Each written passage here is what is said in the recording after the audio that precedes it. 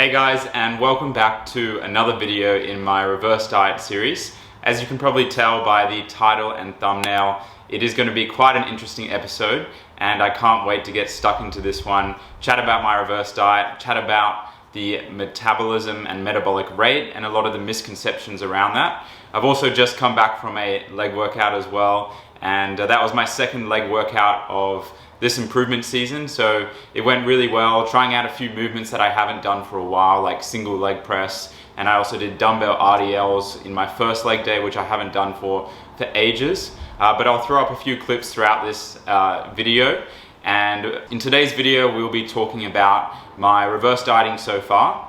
So it's been this Saturday, which is tomorrow, will actually be 2 weeks post-comp for me. We'll be talking about the metabolism, or the metabolism in general, and a lot of the misconceptions around that, and just some practical considerations that I've been implementing and that you can implement as well, that will actually boost your metabolic rate, so to speak, or actually prevent it from being down-regulated, which kind of is the same thing if you think about it.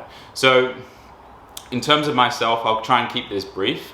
I'm going for quite a rapid weight regain, but controlled at the same time. So I'm not overeating abundantly every day and just hoping for the best. I'm sticking to certain macros in order to aim for a certain amount of weight gain each week.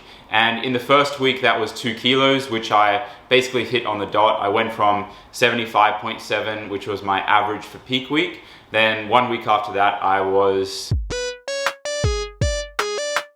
77.7. Good job, Jack. And then my plan from here until I subjectively feel fully recovered will be to get to around 80, 81 and gain about 1 kilo each week. And I've basically hit the nail on the head for that this week as well. This morning I weighed in at 78.6. So I'm only 100 grams off my target for this week, which is really good. And throughout that period, I have increased my macros quite drastically. So they've gone up from about 225 protein, 50 fat, and 375/400 carb in peak week. And now they're at 525 carb and 80 fat and 275 protein on a training day. So you might be wondering about the calories listed in the thumbnail. So my training day calories are about 4,000 now, and in the depths of comp prep, when I was digging quite hard, they got down to around 2,000 calories or just under 2,000 calories. So the big question is, how have I managed to still stay quite lean and increase them by such an extent? Because as you all know, I'm not stuffing my face all day in an uncontrolled manner. But that pretty much wraps up how my reverse diet is going. My training performance has increased. My food focus is still high, but it has gone down slightly. My appetite has definitely gone down, and I'm just feeling happier, feeling more energetic in general. And yeah, certain other markers have come up as well, if you know what I mean. But let's get into a bit more about the metabolism. So I think when people think about the metabolism, they think it as one, or just one thing in general, when in fact it is a multitude of things. So the good news is that your metabolism isn't broken, it's not damaged. And the reason being is because the metabolism can be upregulated or it can be downregulated. So let's say a case scenario where it might be upregulated is when you're trying to intentionally put on body weight, or maybe unintentionally, and your metabolism will actually upregulate in order to oppose that. Because our body likes equilibrium and it likes staying around a certain homeostasis. So if someone is trying to lose weight, then your metabolism will naturally downregulate in order to try and compensate and oppose that weight loss. And when people say that their metabolism is damaged, it's really just a downregulation. And from an evolutionary standpoint, that is so important, because when we were cavemen or cavewomen, if we went for long periods without food, our metabolism would downregulate in order to survive and not starve. So from an evolutionary standpoint, it's very important. And there are a few different factors that actually comprise metabolism. Metabolism isn't just one thing, it's a multitude of things. So just to go through these quickly, and I'll use quite a neat diagram from the Aussie sports nutritionist who you can find on Instagram, so thanks for that, Alex.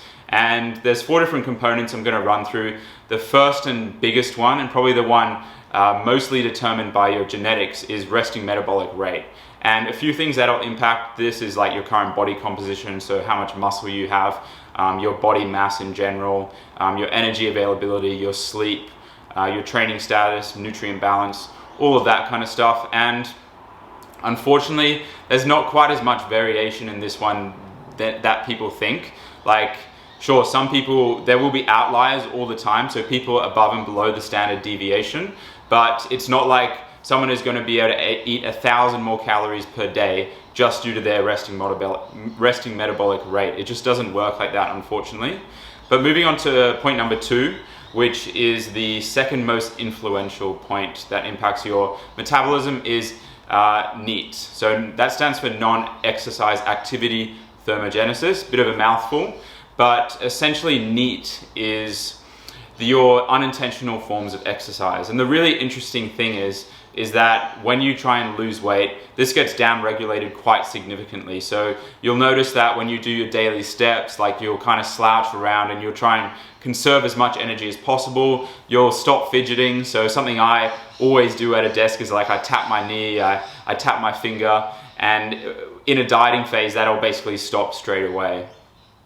And just like NEAT and the forms of adaptation, your resting metabolic rate will adapt as well when you try and lose weight. So the big one that most people know about is your resting heart rate. So as you try and lose weight, your resting heart rate will actually go down in order to conserve more energy. So it does make sense. So moving on to point number 3, which is exercise activity thermogenesis.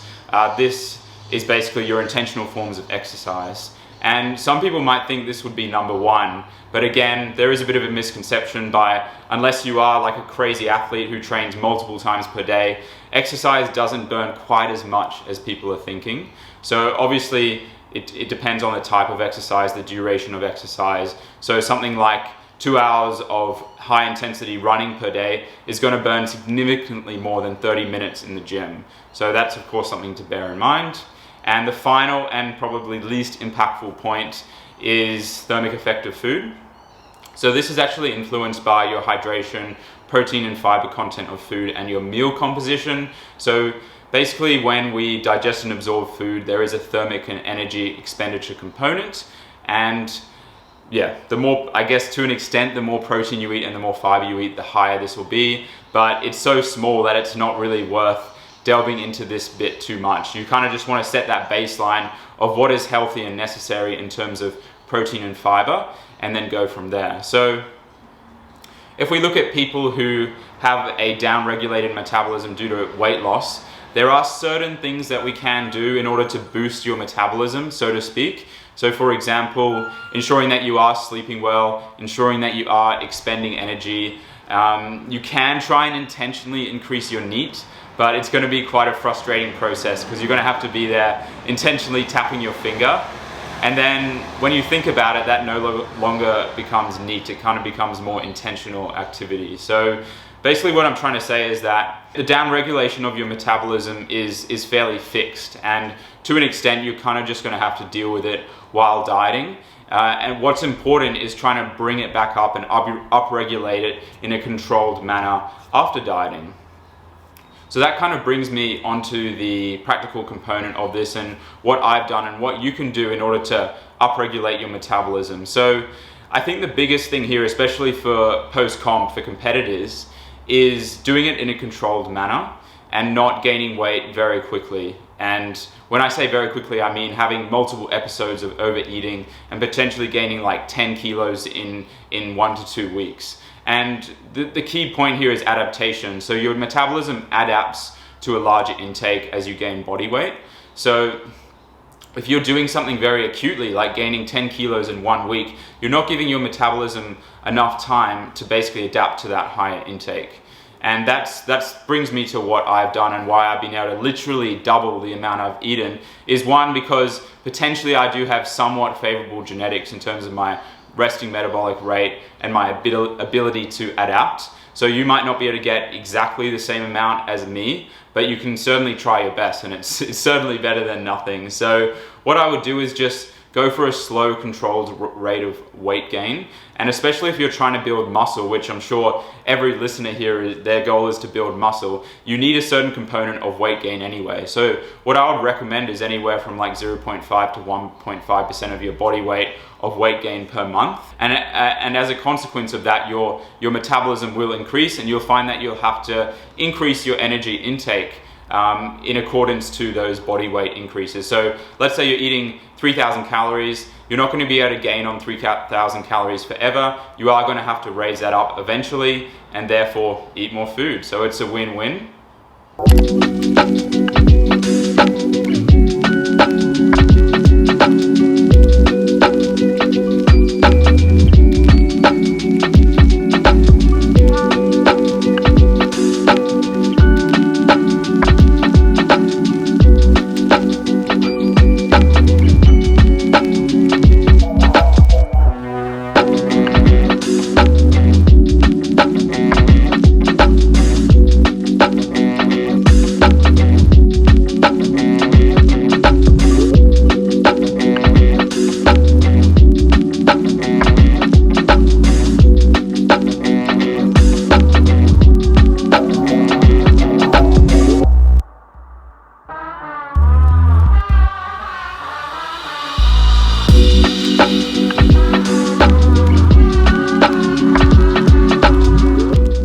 So the other point that I wanted to focus on is, and probably my final point so I can wrap things up without talking for too long, is yo-yo dieting. So what people do is they might get a bit scared, they might have some disordered eating patterns and overeat, and they'll go up in body weight quickly, then they'll go down in body weight, up in body weight, down in body weight, up and down, and that's why it's called yo-yo dieting, because it's always going up and down. And it just comes back to adaptation, where you aren't giving your metabolism long enough to adapt to that new intake. So without further ado, that kind of wraps up this episode.